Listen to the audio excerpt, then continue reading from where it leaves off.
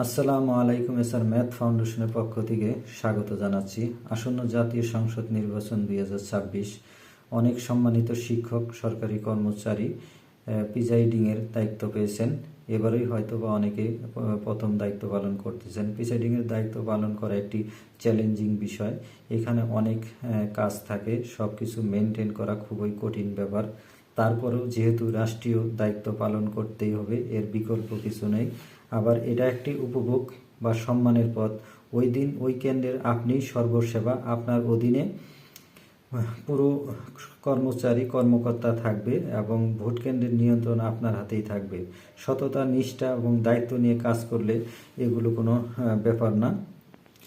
আপনি যদি সঠিকভাবে কাজ করতে পারেন, সবাই আপনার প্রশংসায় পঞ্চমুখ হবে এবং বিভিন্ন লেভেলের লোকদের সাথে আপনার এখানে যোগাযোগ রক্ষা করতে হবে এবং সবার সাথেই সুসম্পর্ক বজায় রাখতে হবে। আর ভোট গণনা সুষ্ঠুভাবে সম্পন্ন করার পর অনেকগুলো কাজ থাকে, সেগুলো খুব দ্রুত করতে হয়, কারণ ওই সময় আর তেমন কোনো সময় থাকে না। সবাই বিশেষ করে যারা পুলিং, সহকারী প্রিজাইডিংয়ের দায়িত্ব পালন করে, তারা তাড়াহুড়া করে এবং অনেকে চলে যায় এবং সর্বশেষ দায়িত্বটি আপনার উপরেই পড়বে। এই সময় অনেকগুলো ফর্ম সঠিকভাবে পূরণ করতে হবে, কারণ এই সারাদিনের কাজের মূল্যায়ন আপনার এই কয়েকটি ফর্মের উপরে নির্ভর করবে। তাই আজ আমি ফর্ম 17 নিয়ে আলোচনা করার চেষ্টা করব এবং বাস্তব উদাহরণের মাধ্যমে বোঝানোর চেষ্টা করব। আশা করি আপনারা ধৈর্য সহকারে ভিডিওটি দেখবেন।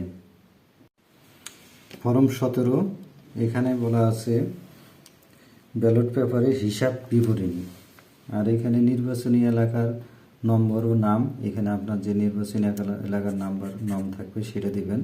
তারপরে এখানে আছে ভোটার সংখ্যা। মনে করি যে আমি ভোটার সংখ্যা 5000 ধরে নিলাম, যে এলাকার ভোটার সংখ্যা 5000 জন।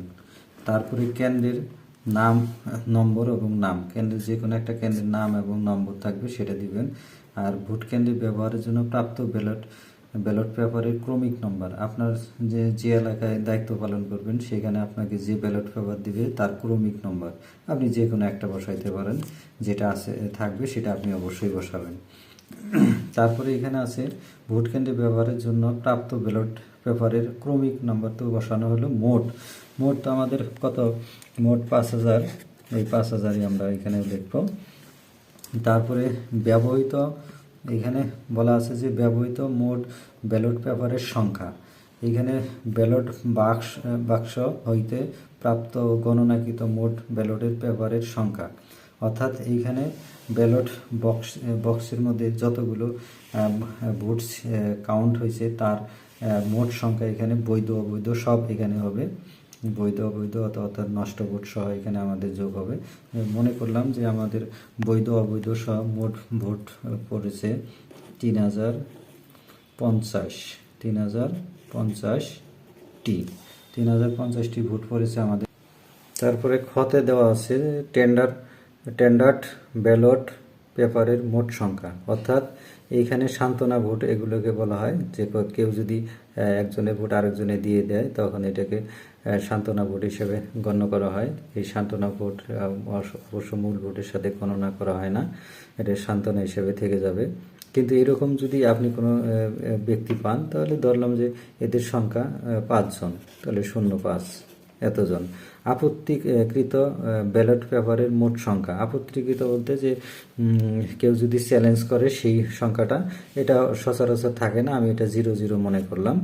তারপরে হারিয়ে যাওয়া ব্যালট পেপারের সংখ্যা, এই সংখ্যাটা আমরা সবসময় পরে বসাবো, এই ঘরটাকে আমরা পরে কাজ করব। বিনষ্ট হওয়ার কারণ বাতিল ব্যালট পেপারের সংখ্যা, বিনষ্ট বলতে যে সহকারী প্রিসাইডিং অথবা কোনো কারণে কোনো যদি ব্যালটের সিল বা অথবা কোনো নাম্বার না থাকে অথবা ওই ব্যালট পেপারে কোনো প্রতীক না থাকে, তাহলে সেটাকে আমরা বিনষ্ট হওয়া বা বাতিল ব্যালট পেপার হিসেবে গণ্য করব। অথবা সহকারী প্রিসাইডিং অফিসার কর্তৃক যদি কোনো সংখ্যা কোনো ব্যালট ছিঁড়ে যায় অথবা নষ্ট হয়ে যায়, সেই সংখ্যা এই সংখ্যাটা আমরা ধরে নিলাম যে এইরকম সংখ্যা হতে পারে 10 বা 20, অথবা ধরলাম যে 10টি, তাহলে 10টি হলো বিনষ্ট ভোট বা নষ্ট ব্যালট পেপারের সংখ্যা।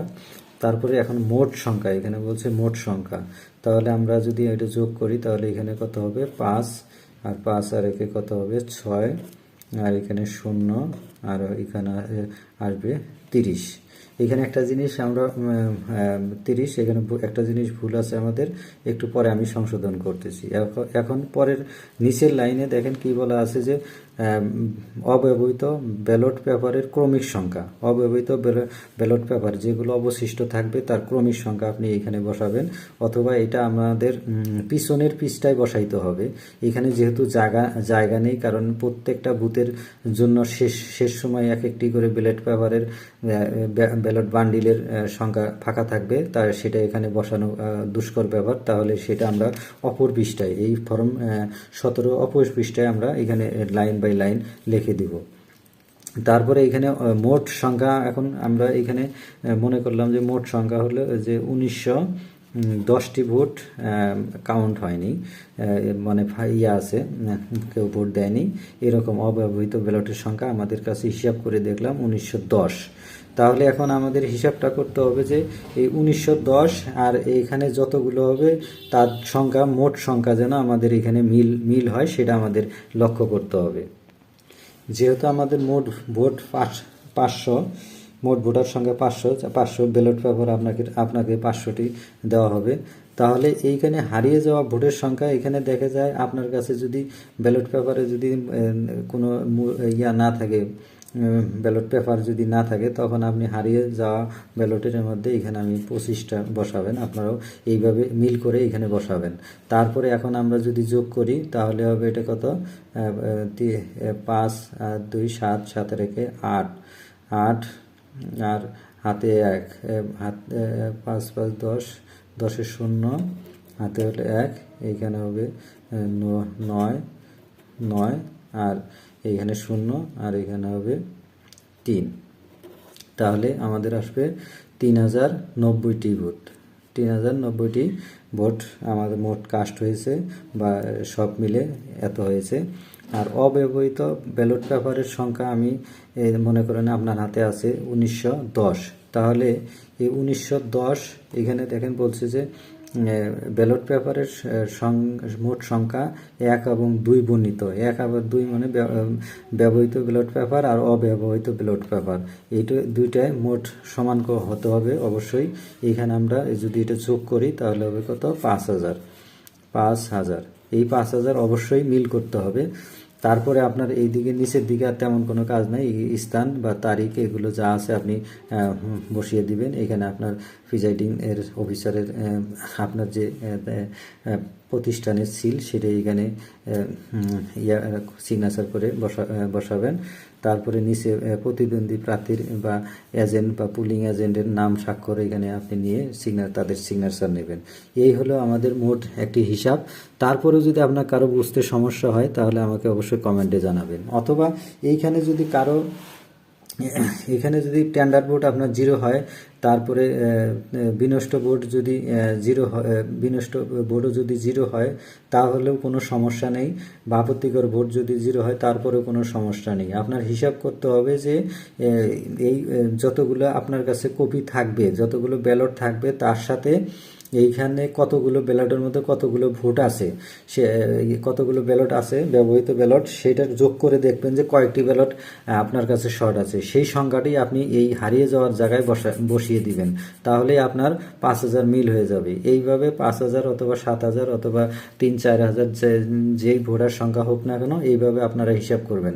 আর তারপরেও যদি আপনার কারো বুঝতে সমস্যা হয় অবশ্যই আপনি আমাকে কমেন্ট করে জানাবেন। আর ভিডিওটি যদি আপনার উপকারে আসে অবশ্যই আমার চ্যানেলটিকে সাবস্ক্রাইব করে রাখবেন।